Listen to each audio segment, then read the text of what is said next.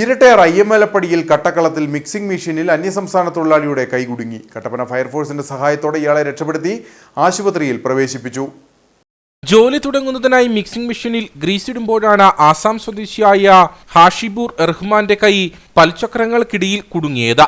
യന്ത്രം ഓണാക്കിയ ശേഷം ഗ്രീസിട്ടതാണ് അപകടത്തിന് കാരണം. ഇയാളുടെ വലത് കൈപ്പത്തി പൂർണ്ണമായും ചതഞ്ഞ നിലയിലാണെന്ന് കൂടെയുണ്ടായിരുന്നവർ പറഞ്ഞു. സംഭവിച്ച കുടത്തിന് പണിയാൻ വേണ്ടി എല്ലാം റെഡിയാക്കിയിട്ട് കുടത്തിന് ഗ്രീസ് ഇടാൻ വേണ്ടി സാധാരണ ഗ്രീസ് ഇടുന്നത് കൂടെ ഓഫാക്കിയിട്ടാണ്. പുള്ളിക്കറിയത്തില്ലാതെ ചെയ്തായിരിക്കും.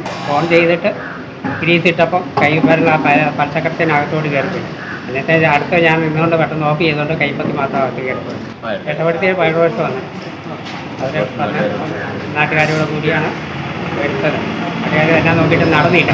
ഞാൻ അവരുടെ വിളിച്ചു വെച്ച് അവരോട് കൂടിയാണ് എടുത്ത് ആശുപത്രി കൊണ്ടുവന്നത്.